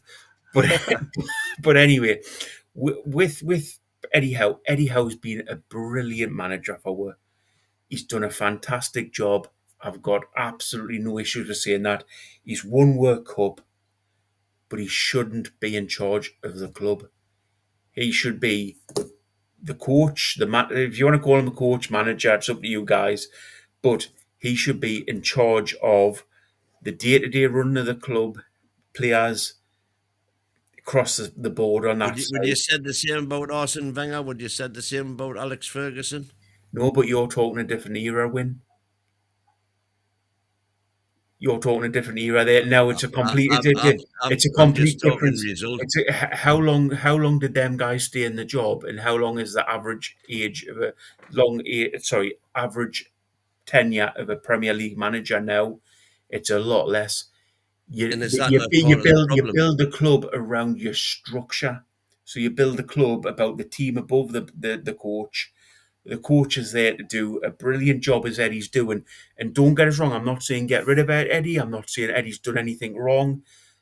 Because if it was me, if you're a manager, you want to push up as much as you can. You want to fight your way up and say, I want to be in charge of this. But the club have to say it, Eddie, no, you're not in charge of this. We've brought a director of football in. He is football strategy now. You're in charge of running the team. You've got a big say on players who come in, but it's the director of football in the end who chooses. And that's the difference now. I mean, the only thing you could look back on, right? And I must admit, the only thing that, and I've just been reading an article, and I don't mean to sound ignorant to you guys, because sometimes you do need a little bit of clarity over certain things. And you read the mag, right? And the first lines of the mag, which is a respectable rag, if you like, to look at. The one person with all the power at St James's Park is Eddie Howe, and that's from John Anderson, right, who sat down and was discussing the new appointment, Ross Wilson, right? Now, the one thing, and again, I've only skim-read the article very, very briefly, and what seems to come apparent, which is being spoken about by both parties here, is they both want longevity. And I think what we've had in the past, and again, by sometimes not by our own means, if you like, is, with the Ashworth saga with Man U, and then obviously with the Mitchell saga, which obviously built, himself on a bad spiral. What we need now isn't anything to do with Eddie Howe to a degree. We need continuity and a steadied ship by everybody staying in place. We've now got a CEO that looks a very responsible and respected guy. We've now got a DOF who's done a very canny job in the positions that he's been to before, to the point where obviously Nottingham Forest didn't want to let him go. And Marikanis has done an amazing job to get $8 million out of Newcastle to release him. So for me, you've got to give respect where respect's due, whether they've got a relationship or not. What we need now is continuity. We need to build relationships within the structure of Newcastle to move forward, where everybody's on the same wavelength, sailing the same ship, rather than going in different directions. Because as we saw in the summer signings, it was an absolute ball ache. It was a ball ache for everybody, including the fans. We didn't know who was doing what person was dealing with the signings, what person was closing deals. It was all over the shop. At least now we've got names that we can look at, and hopefully going forward, we can become a united front. And I think that is what I want more than anything else. And if these guys can, but I've seen nothing to suggest that isn't the case. No, that's what I'm saying. I mean, I only saw, like I say, it was a very brief thing. I'm looking for problems when they aren't there. But when the PFI had to step in to take over transfers, the Rubens brothers had to step in to take over transfers. Well, that's because the PIF didn't initially put in place a new CEO and a new DOF in time. I mean, I'll be honest with you, Boki. I do think there's a problem on both sides of the fence there, because no company runs without a director of football or a CEO for 12 months. Nobody. No successful business anyway. 100%. But the other side of the coin is, Wynne said, and the general consensus was, Eddie's in charge of transfers. He can get who he wants. He did a crap job. There was nobody brought No, he in. didn't do a crap job. He did a brought great no. job. Let us finish. When he brought nobody in. PIF had to step in. The Rubens brothers had to step in to do contracts, and they got people across the line. Yeah, because the people, again, it's all speculation, and I am simply I want to know who, and I said so at the time. So this is not me being wise after the event. I said at the time, reportedly, at the start of the window, Liverpool have come in with a bit of £110 million for Isaac, and I said at the time on the day, who has taken that phone call? But again, that's deflecting. Nobody knew. That's deflecting to one situation. And that would not have. What I'm saying guarantee is, that would not have been Eddie Howe. No, the Isaac situation. I didn't want to go through this, but I will. The Isaac situation would never have been an issue if we had signed a striker at the very start of the transfer window. We knew we needed one striker, and we didn't do it. That was the problem with the whole window. Right. Yeah, but that's hang on, whoa, hang on, because at the start of the window, we went in for Pedro, couldn't get the deal across the line because he wanted to go to Chelsea. We went in for Delap, couldn't get the deal over the line because he wanted to go to Chelsea. We went in for Mbuemo, couldn't get the deal over the line because he wanted to go to Man U. And we didn't have anybody empowered then to say, well, look, we know you want to go there, but we'll give you an extra, we'll pay an extra $5 million for you, and we'll give you an extra 250 grand a week. But who was in charge of transfers at that point? Well, who Exactly. was in charge? With no DOF or no who was making the decisions to write the checks? Not Eddie Howe. Yeah, but whose fault was it for not getting a CEO or a DOF in situ? It's not Eddie Howe's fault. That's, I mean, this is what I'm saying. You can go around in circles. Eddie Howe's problem has always been football, right? That's where his problem lies. He's got to get a team organised and sorted for the pre-season, fit and ready for the start of the season. If I was to go down an avenue and say, listen, if you guys want me, and I'm talking about Piff here, I'm talking to Piff directly, if you guys want me to organise my football and sort that out, as well as deal with contracts, as well as deal with deals that I need to be bringing in to support the team that I've got pre-season, you need to split me in three. You can't do it. And that's why I think, unfortunately, and this isn't no knock towards Darren Eales because he's done an amazing job, but he wasn't well. And he hasn't been well for 12 months. So why was the delay? And again, I know what the delay was. They wanted David Hopkinson in, but they had to wait for his contract to finish before they could move him across. And I'm sure that was because they didn't want to pay a compensatory fee. And that's the only excuse I can give them. And Darren Eales has stood in while he was having treatment, by the way, and filled the void. But how much void can you fill when you're having cancer treatment? But Gary, that's 100% the point. As you say there, Darren Eales was poorly, and we all wish him the very, very best to get better. But the problem is, Wynne on the very start of the transfer window was bullish, very bullish. Very bullish? Yep, 100%. Eddie stormed up them stairs, as I've said 100 times. I just think that's tongue. But again, bear in mind, when I was very, very bullish, I had no idea that we already knew that Isaac had chucked his toys out the pram. But we already knew Wilson was leaving as well, Wynne.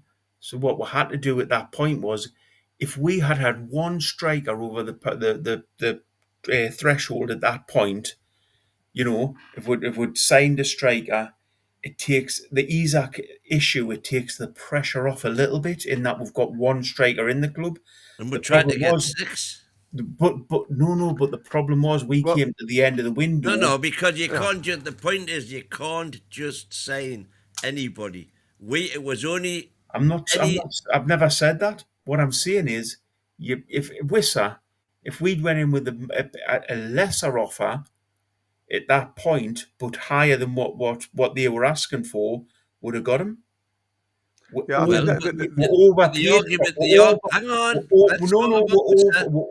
argument with Wissa was he was told he could go for 27 million. He was told that But I'm saying if we'd went in with a by higher offer, Brentford's DOF we end up paying massively over the odds for him. because then they got their Mbeumo money. 100%. But if we'd went in at an earlier point, knowing we wanted this player and just getting a striker over the line, and as you've said in yourself, we knew Isak wanted to go, so we go in for a striker at that point. It takes the pressure off in that we've already got one striker in the club. This is the other thing that we've still never got to the bottom of. When it was that, all the speculation is that he decided he was going when Paul Mitchell said, "No, you're not getting the contract. You've got plenty of time. We'll get round to you eventually." That was apparently when he decided to throw his toys out the pram. But he hadn't said that to anybody, and he was still performing for us, still scoring goals. But Eddie said he wanted to go before the end of the season. Yeah, I think there's 2 points that I wanted to bring up, and one's from Kai. Having no DOF or COO does not affect your ability to sign players. Now, the problem is, as we saw, it didn't seem as though he'd got a closer, somebody who can sell the project, because all the players that we were going in for, I mean, we were a laughingstock at one point because players would just turn us down left, right and centre. There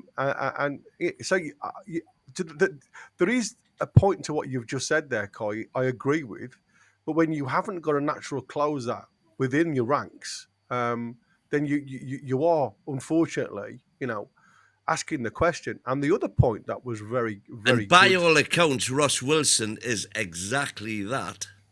Yeah. This is the other one from Yanu. That's my point. We waited until Wilson turned us down, right? Because obviously we'd put a 12-month contract and it was a pay as you play, wasn't it? Yeah. And I think that is absolutely spot on. We waited far too long to get the answer from Wilson, who was then obviously talking to other clubs to see where his future lay. And obviously, we all know where he's ended up. Is he doing a better job for them as he would do for us? But you can never say. But for me, I'm glad it's done. He ain't on a paper play.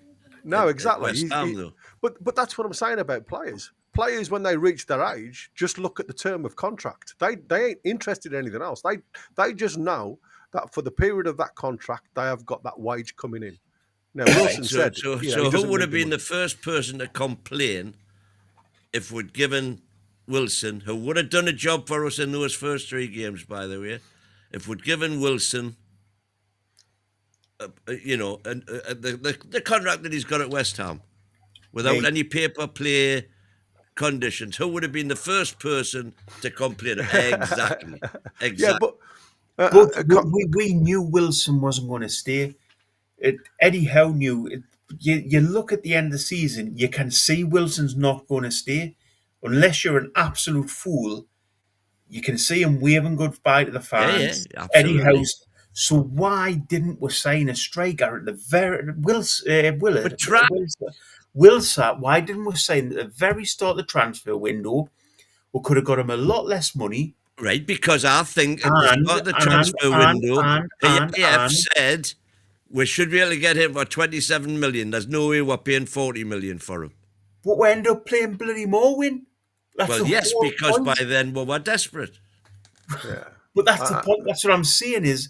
But that was, again, you're taking out of the equation the whole Isak situation when again, PIF decided Isak was not going. No, you're taking the Isak situation out the window. If we had bought a striker at the start of that window and had him on the books, it takes such as Willis. So we're going to pay 50. We'll go straight in and pay 50 million for Wissa when he was available for 27. So how much do we pay for him? Well, by all accounts, we've ended up paying 55. Yeah. So thank you, Crypto Rambo, for the $5. We wouldn't have got, by the way, thank you, Crypto Rambo, for your super chat. But by the way, we wouldn't have got Voldemorda. And the reason we didn't make an initial effort to go full on for Voldemorda was because he, at the time, Bayern Munich were in for him for 60 million. And we thought, well, we're not going to have another Pedro. Well, hold on. Hold on. My point is, let's just go back for a second because I want to put this up because again, this is a good point. Get the not only for timeline the right. thing. Yeah, the Crypto Rambo has said could have, would have, should have. I'm glad everything happened the way it did. We wouldn't have had Big Nick. Thank God we rejected all the others, or was rejected by all those that haven't really hit the ground running for their parent clubs now, have they? Silver lining, that's a but good point. it could have cost us 7 It's cost points. us a lot of money. Yeah, it has definitely cost us a lot of money and potentially 7 points. But again, it is all pie in the sky when we all look at it and say we should have had a striker named on board and then gone and looked for the ones that we really want to look for. For me, I think the Rory Delap one was one of them you could have closed. I think Chelsea was desperate for a striker. We could see that. Newcastle at the time still had Wilson and Isak on the cards. When you're not selling the project to these players, and I think if you listen to the Ekatikes of the world now, the agents, they're all saying he was told that he was going to be the main striker when the deal was put through and proposed by Liverpool. The same for Delap at Chelsea. You're the main striker. Then they go and sign Pedro behind you. A lot of these players are guided by what's proposed on that project. And that's what I said. I feel, and I don't blame anybody per se, is we didn't have a closer at the time that we required to have one. And that, to me, is a fundamental failure on PIF because there could have been somebody. Now, Connor's just sent something through to me. We hired a third party to find a CEO, DOF, right? Or the sporting director. And I know that was a contracted outside agent that do. It's like one of these agents out there that go and look at all the right candidates and come up with names. But for me, that's super agency who by the way also work for Real Madrid. Real Madrid, yeah, exactly. But what I'm saying is that didn't fill the void when we needed it, and that's why everybody took the pee out of me and was giving me lots of verb because I was blaming Mitchell. Because I think he dropped us in the mire, big style. When he left, at the time he left, I mean, he could have gone at any time. He didn't have to give a month's notice. He could have just walked out the door.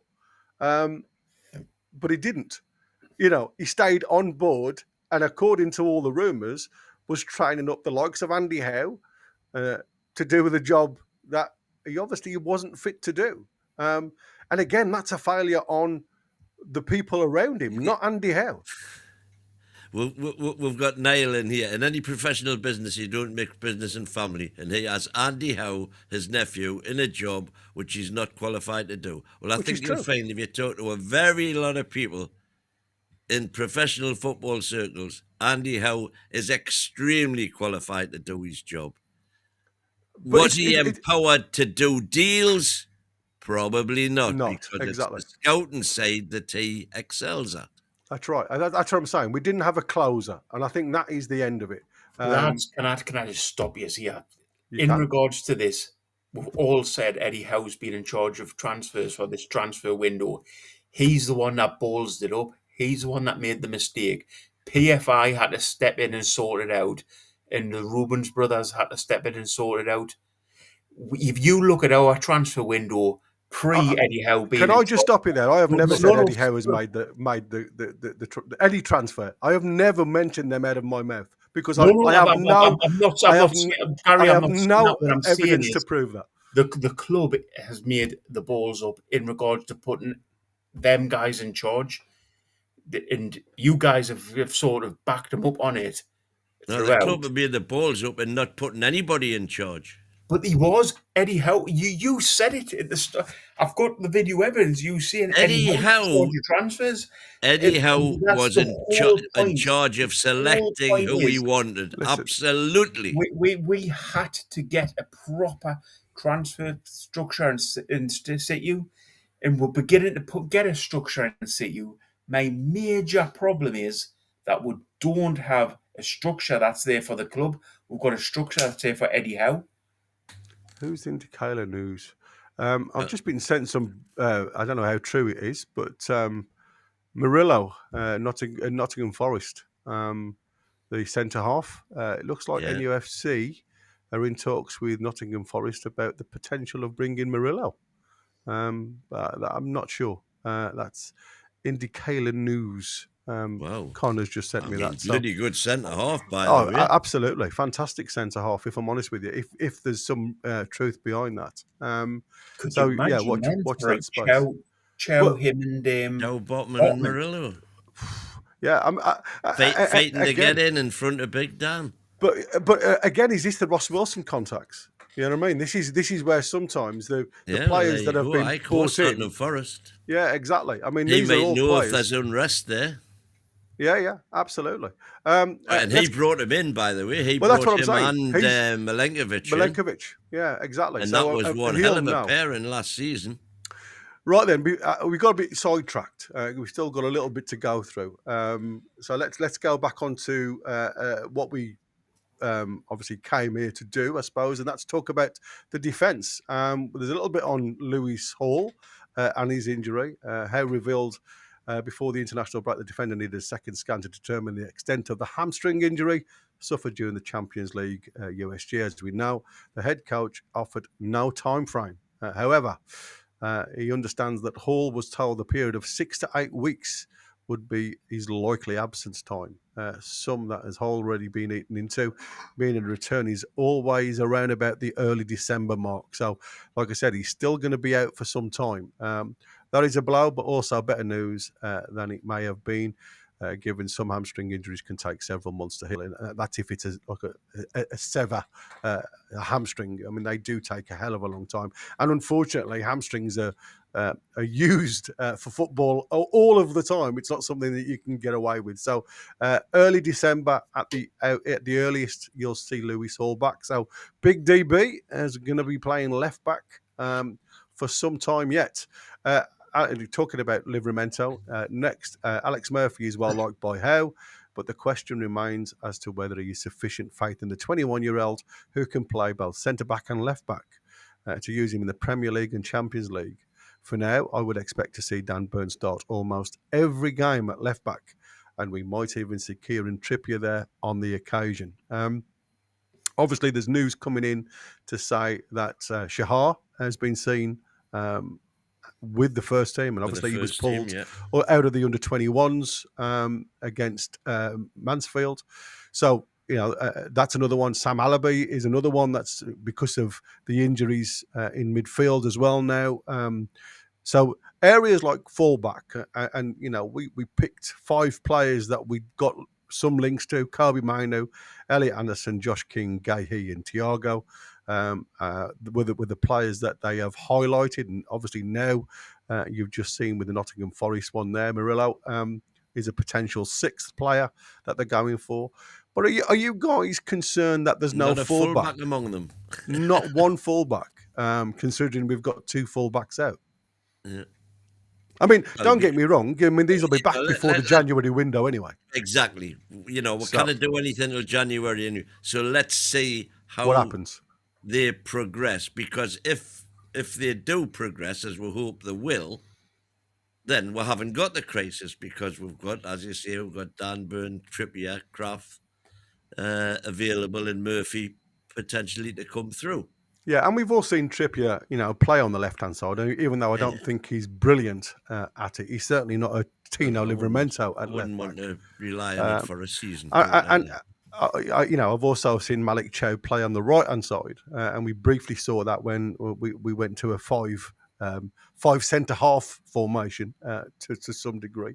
But again, you know, you also got to think about the partnership that's building between Sven Botman and Malik Chow. You don't want to be splintering that going forward, do we? Anybody? I just think with the left back situation at the minute, as much as it kills us to say, he's going to play Burn no matter what, and we've got to get used to that. And we've got has he let us down at all? Wait there, he hasn't let us down. Eddie Howe's let us down by playing them there. As I've said throughout, I won't blame Dan Burn for being put in that position, but he's not good enough to play there. However, we've got to back him. When has he let us down? Well, I can't give examples, Wim, but I don't want to. I don't think you can give examples where you get sprinted past. You can give examples where, we've had to have other players back there to defend for him. But, I mean, Joe Linton does a lot of his work a little bit further up the pitch that you'd expect a fullback to do. And Anthony Gordon has to do a little bit as well. But as I say, I'm not slagging Dan Burn off. Dan Burn has been a great player for Wigan and still is a great player. It's centre-back. I've got no issue whatsoever. If the discussion was, should Dan Burn or Botman be playing in that position, if somebody argued the point that Dan Burn got in that position, I would have no issue whatsoever. The problem is at his age, he's not a left-back. But at this point, I understand why we're playing them there. And I think for the next couple of weeks, we'll have to. And I think that, Kev Bell saying about, we could play Trips on the left-hand side, but, that and Chow on the right. It just gives you very little option on rotation, especially, after the international break. Now we've got 7 games in 23 days, I think it is, the same as it was before the international break. So there's going to be a lot of pressure on certain players to perform, Saturday, Monday, Sunday type of thing. Wednesday, Sunday, I should say. So there's going to be a hell of a lot of players playing, but there's going to be very little rotation in certain areas. So there's going to be a lot of strain on players. And there's a thing that we're going to discuss in a future bill where we've got they're looking at taking the strain away from players, if you like, about players playing too many games in a season. And there was the question mark was Archie Gray at Tottenham Hotspur, where I think he played 84 games in one season. Is that too much for a professional player these days? Well, like I say, there's a ruling that they want to bring in the 6 substitute and 28-man squad to take away the pressures and strains of football through a very tough season, especially for teams that are in Europe, European competitions. So we'll have a long discussion on that one, because that, I think, will open up other avenues. Can of worms. Gareth, can I ask you a quick question on that one? Yeah. When you were a young lad, how much football did you play? Did every you have single a day. job outside of football? Every single day. We used to play every single day, and I used to then go and stack shelves at the co-op in the local area. But the way I look at it, though, mate, is the fact that it wasn't at a professional level.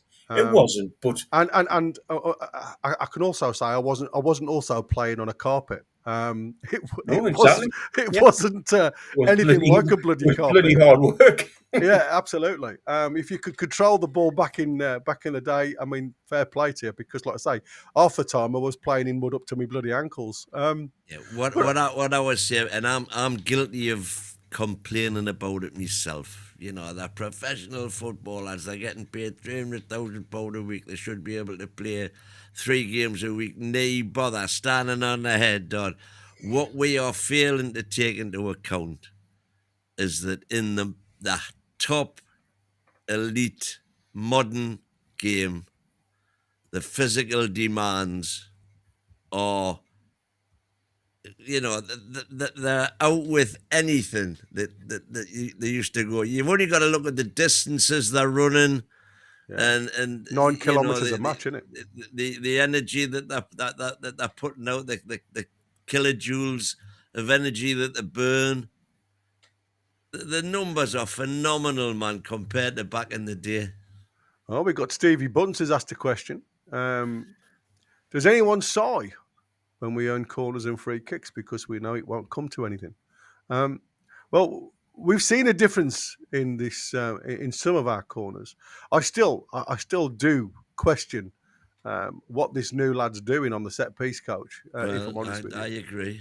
He doesn't seem to be helping hopes by him. I've asked you these questions before, but can I ask you again? The kicking the ball forward into touch from the kickoff, what does it achieve? Because I've never seen anything. I've never seen a goal from it. I've never seen. It's just applying the press, mate. That's all it's doing. It's But applying the press in the corner. And if you're a defensive unit, so early in the game, especially the first half, if you get the kickoff, it puts you under unbelievable pressure mentally, because you haven't got a touch of the ball, so everybody is literally out there raw, still fresh, and a lot of mistakes can happen. But at how the long very do we first do 10 it minutes. before we'll realise that That'll be in now for this season. it's never. But the other thing, if you don't do that, it tends to be like a 5-yard pass backwards, and then you go into a pendulum or whatever, looking for a ball forward. So you can either hit a moving ball forward for somebody to run onto, or you can hit the stationary ball forward. You've got control of the ball then, though. But hang on. Then you are under pressure, because then the opposition are at you, and you're under pressure in your own half, as opposed to applying pressure deep into their own half. But it goes I think the against question everything is, I've ever learned in football, which well, is he does, yeah, exactly. possessions 10 9 to the law. Well, But it doesn't always get you the result. I think for me, when you push the ball back to the keeper, then the keeper goes long, the chances, and again, you talk about the chances of winning that next ball is slim unless you've got the right players in that position. Now we've got a 6'6" centre forward. You've got to start saying the chances of us winning that flick on are higher than it was when we had Callum Wilson or Isaac up front. Certainly, so, Isaac. Yeah, because I mean, as much as he was 6 foot, he didn't get off the floor. Yeah.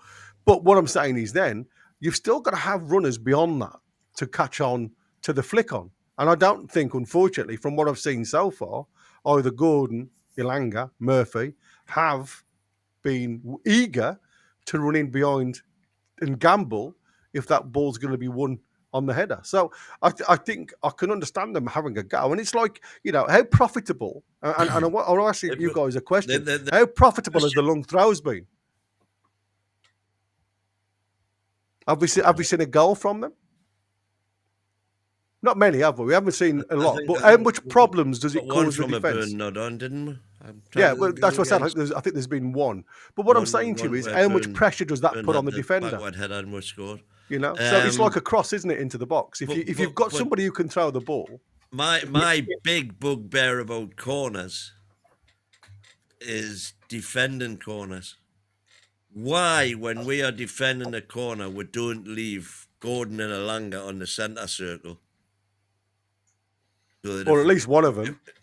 Well, I would put them both there. I think if you put those two on the centre circle, the opposition have to have at least 3 men or 4 men back because of that pace and the threat that they pose. I agree with you. And which players are going to be brought back? It's going to be the defenders, the big defenders who are the threat. I don't know about that. You'd probably get the full-backs. You'd probably get a couple of midfielders. You wouldn't have defenders because it'll just be pace on pace, wouldn't it? But for me, I think Dan Burn is wasted at the back post. I mean, the only goal I've ever seen Dan Burn score is probably the most important goal against Liverpool, if I'm honest with you, back in Feb. But for me, I think he'd be a lot more of a target man if he was at the near post for those flick-ons, for people running at the back post. So I think sometimes we need to change it up a little bit. You know what I mean? I think Gary, you're 100% right there, especially now with Voltamata in the side. Yeah, absolutely. If you had a big lad at the back post and you can swap them around at times, you have just change it up a little bit. Yeah, and it'll cause a lot of issues in the box if you have one of them at the back post, one of them at the front post. Well, I'm giving this super duper new set piece called Matt Martin, isn't it? I'm giving him a period of grace because obviously when he was brought in, that we didn't have any strikers for him to work with at set pieces. Now we have, so let's see how it progresses, because I'm looking to see vast improvement there that isn't apparent so far. Yeah, question for the panel now. We know that Burn is a problem at left back. How about suggesting a possible solution? Well, I don't think Burn's a problem at left back. I think he's going to get and the other skinned. one. I think he's going to get skinned on pace. Well, but every fullback will get skinned. But you need a tactic to support it. And like I said, the problem with the way Eddie supports it is he drops Gordon too far deep at times. We lose that midfield battle because we've got J7 moving across. So for me, by having trips in the side, what you do is you sidestep all of your back or your rest of your 3 5 yards to the left, because then when Burn goes forward, you've got Botman covering the left-hand side, Chow sits central, and you've got Kieran Trippier that goes right. What that does do, though, unfortunately, is limit your movement on that right wing. It's very exposed. So then you need one of your midfielders to go and link up play on that right-hand side, which would potentially be Bruno, because Bruno plays right of centre. Or you ask Toon Army to do a little bit more running, if you like, and go and play over on that right-hand side. But there's a problem. But there's always a solution to the problem. It's just how the team deals with individual mistakes on the day. And I think, when you look at all of the errors that have come from us conceding goals this year, I mean, we saw it against Arsenal. If you don't win the first header, then we're in trouble, and that's the biggest player on the park, which was Burn. That isn't on left back situation. I'm just looking at 5 clean sheets that nobody scored against us apart from Liverpool, Arsenal, and Barcelona. Exactly, but that's what I said. But they both scored more than 1 goal against us, so there's a problem. Yeah, but it's not like they're Whitby Town. No, I agree. No with offence you, to Whitby Town. No, I don't know where that came from. No, but what I'm saying to you is some of those goals that come against us, I think, with a little bit more movement, a little bit more of that mentality to attack the ball rather than wait for the ball. And again, you do have to question why we went so deep against Arsenal when we played, so well against the likes of Barcelona and Liverpool. Why did we go so negative against Arsenal and just allow them to come at us? And that was the only question I had, because it doesn't matter who you have when you're so deep in that penalty box. I mean, we were virtually defending the 6-yard box at times. Then all of a sudden, any ball into the box, if it's won by the opposition, a glancing header, which we saw go into the far corner, there's bugger all you can do, because there's not enough space for you to attack it. How often have we said against teams playing us that they're allowing us to attack them? And I've certainly been guilty of turning around. It's not that they're allowing us to sit back, giving us the option of sitting back. It's that what they're doing is sufficiently good to force us back. And that was, I think that was the situation against Arsenal, where it wasn't a conscious decision to sit back. It was the fact that Arsenal were playing that well, and they played some lovely stuff in the middle of the park that day. The best team I've seen us play this year. Back because they were outpassing us. I agree, but do you think Barcelona is better than Arsenal? Do you want the other side of the coin about Dan Burn at left back? I don't think there's a lot in it, to be fair. Do you want the other side of the coin about Dan Burn at left back? Because at this point, I can't give it. In regards to the players we've got that can play there, he probably is the best we've got. That's it. It's upsetting, and it does affect the rest of the team. It affects Joe Linton, and it affects Anthony Gordon or whoever plays in them 2 positions. But we're in the position that we're in, and Dan Burn has to play there. So we'll have to accept the fact that we've got a massive pace problem back there, and we've got a massive problem that and you have to counter the pace problem. 100% with that. That's exactly what I'm saying. That you've got to have Joe Linton and Anthony Gordon and covering for covering other areas, exactly. Yeah, and that's the thing. But the lad's doing the best job he can, and I've never come on here and slag Dan Burn off, and I'm never ever going to do that. Guys, he's saying we'll play 5 against Brighton. I can't see that happening. Nah, the lad's doing the best job he can, and all we can do now until other players are back is back him 100%. So Yeah. I'm not going to come on here and call him. I'm going to come on here and back him 100%. Right. Good man. Well done. I mean, that is journalist Graham Bailey reported on TBR Football that Newcastle have held talks over the international break to extend Fabian Schär's contract. The Swiss defender has anchored their defence for over 7 years and continues to play a vital role. He has seen the club grow with the mid-table side of the Champions League team. Schär's contract expires this summer. So it's certainly worth another 12 months. Do you not agree? I would say so. Best 3 million. One of the best 3 millions we've ever spent. I agree to that. But look, again, it seems probably not the most important contract to get sorted, No, but it's probably definitely the not. easiest, if I'm honest with you. Not. Probably But one of the I think that's easiest. plenty of time. I don't think that's immediate. I don't No. think there's any chance of him going in January, for example.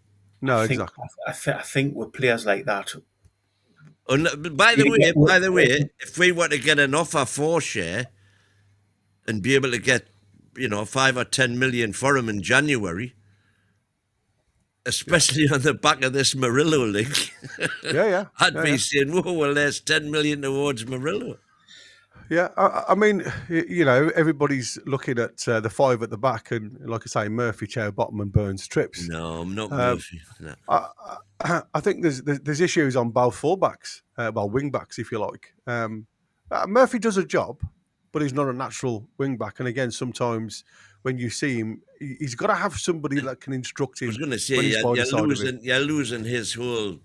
Yeah. The one thing that Murphy can give you is those balls into the box. The supply, and yeah. his And obviously eyes on the Trippier, strikers. as good as he can be, he has got the mental ability to do it. It's whether he's got the ammunition going forward to do it. And I think, like I say, who do you take out the side then? Playing five at the back. You take one of your midfielders out, which is, to be fair, probably what you've got to do. So then you start getting weaker in midfield. And, I'm a massive believer in you lose and win games from your midfield.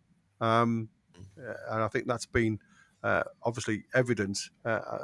Just I running out of time. Yeah. I could understand going 3 at the back if we had a massive issue with Chow and Botman. But them two have been class. We don't need to put another central defender in there to help them. No, I agree. They have been brilliant is what they do. As I say, I think what we need to do is the midfield. If we're going to cover for Burn, which isn't, again, not a call on Burn, but if we'll have to cover that side, is put the players in there to help that lad out. Not to cover centre-back, but to help him back at left-back. Right, I've just seen the time. We are virtually close on that 2 hour mark. So just to finish it kill off. 2 birds with one stone. Get back to Craig Hope and also get back to the fact that Craig Hope doesn't criticise the club. Because in Craig Hope Confidential, he is definitely criticising the loan arrangement. That's what I was Who's just coming in to. charge of that? Yeah. There's a collective approach involving a head of strategy, Jack Ross, Sheldon Rami, Albi, and Peter Ramage, who head up the loan department. Wilson will also be involved now.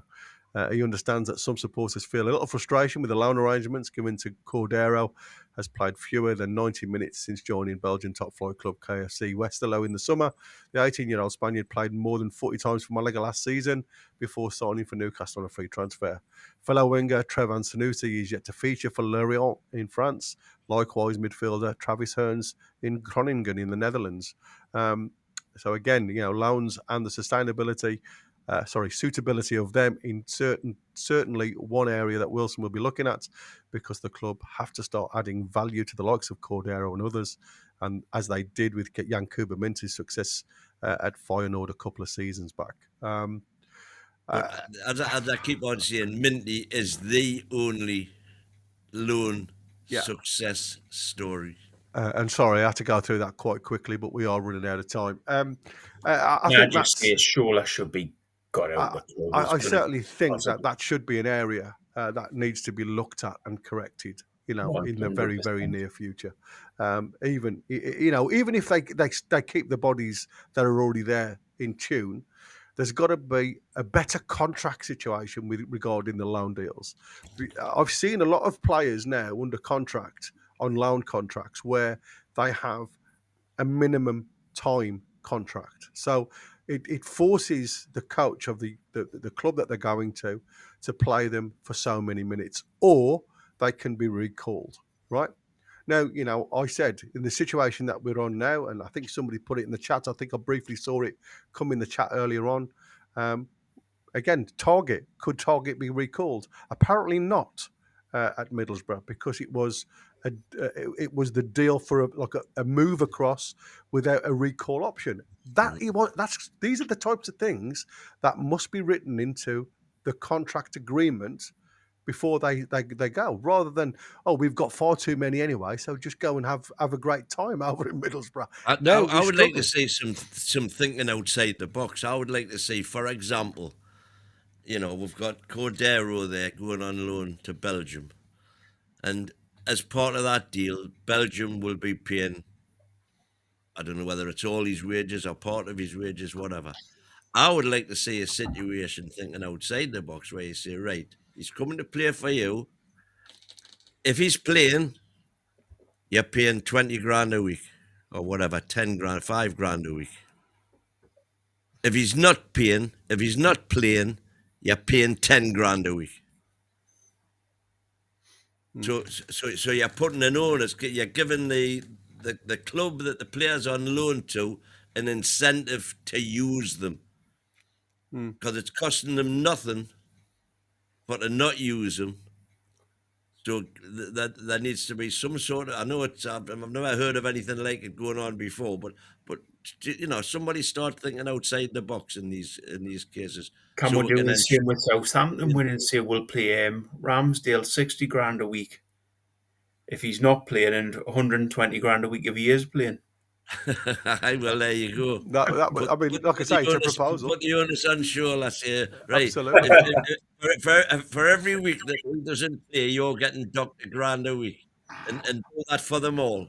Right, gentlemen, it's been fantastic, but we have reached the time limit. Certainly have. Yeah, thank you so well for everybody that's joined us and stayed with us all the way through. And again, with these type of shows, it's always going to raise opinions, and it's always going to give everybody the opportunity to have a voice. And there's been so much of you chatting in the chat there, just giving us lots of feedback and love and support as always. So thank you so much. Thank you so much to the Queen of Hearts. God, I didn't even see that one, Michael. Oh, Michael, just well done. Became a member. Well, no, I didn't see that either. Michael. Like I say, I was probably on the other screen when that came through. Thank you, Michael. A huge thank you to Queenie for 5 memberships that were granted. A huge thank you to Crypto Rambo for his super chat. And congratulations, Michael McIntyre, on becoming a member. Yeah, lovely. Thank you all so much. Everyone who's been involved in the chat. And as always, thanks to these two boys in the panel, Mighty Win and Boki, as always, for coming along and sharing a lovely evening with me. And like I say, all I can do is thank you. If you could, before we go any further, just smash that bell for us. If you haven't already, smash the likes and subscribe. And share all this content with any fellow Newcastle United fan. And there's a big Nick fan. Great show, boys. Thank you so much. Big Nick fan. I've not seen you before, to be fair.